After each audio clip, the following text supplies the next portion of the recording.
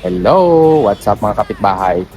Nandito ako ngayon sa Lancaster Village 2. Itong bahay na nasa likuran ko, foreclosed property ito ng Security Bank.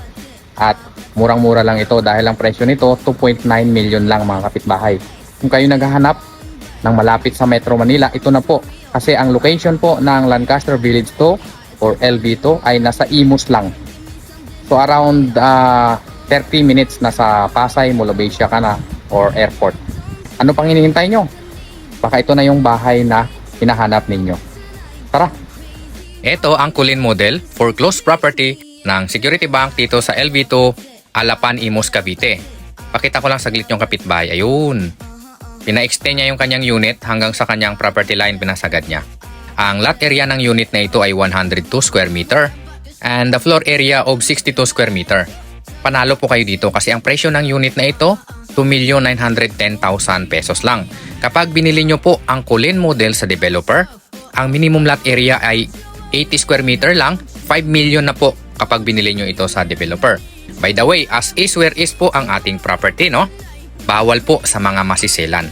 Floor area natin is 62 square meter, 3 bedroom, 2 toilet and bath. Ganyan po ang itsura ng labas ng ating unit, no?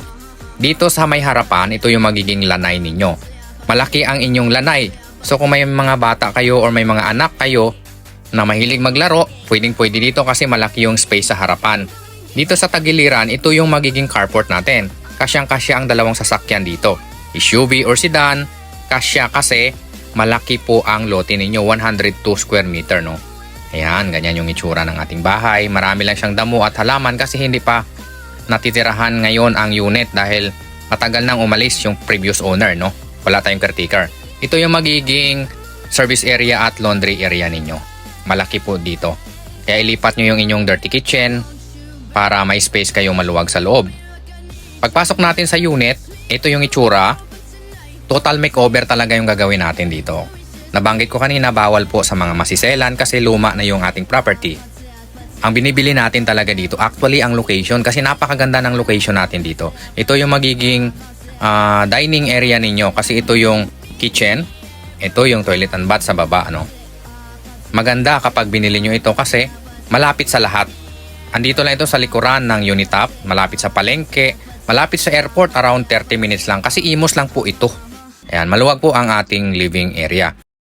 Yung mga pintura natin luma na, total makeover lang talaga. Yung hagdanan natin paakyat ay solid na semento.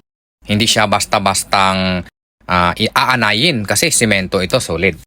Dito naman sa second floor, meron tayong 3 bedroom and 1 toilet and bath. Ayun, tingnan nyo mabuti. Luma na talaga siya. Kaya bawal sa maselan. Pero pwede nyo pong pagandahin kapag binili ninyo. Bedroom number 1, check. Ito yung itsura. Kung dalawa ang anak ninyo, tag-iisa sila ng room. Bedroom number 2, check. Ayan, maluwag. Kasyang-kasya dyan ang king or queen size na kama, no? Pwede nyo namang ipa-extend kung sakali ang inyong property or ang inyong bahay within your property line. Kagaya dito sa mga kapitbahay natin sa Lancaster. Ayun, di ba? Nagpa-extend sila, sinasagad nila. Pwedeng magpa-terrace or whatever na gagawin ninyo. Basta, mabili nyo ito at na-turnover na sa inyo ang property. Marami kayong pwedeng gagawin kapag nasa inyo na ito. Ito yung toilet and bath sa taas. Pwede nyo rin siyang paayos, pagandahin. Nasa inyo na po yun kung paano ninyo siya pagagandahin kapag na-turnover na. Master's bedroom naman, ito siya. Ayan, ang ganda pag pinaganda nyo siya. Isagad nyo doon sa may garahe, pwede nyo siyang ipaslab kasi malaki pa siya. Lalong lalaki yung inyong master's bedroom at magkakaroon pa kayo ng extra space doon banda kasi malaki. 'Di ba? Approve na yan. Kunin nyo na ito, kontakin nyo ako sa number ko, naka-flash sa screen.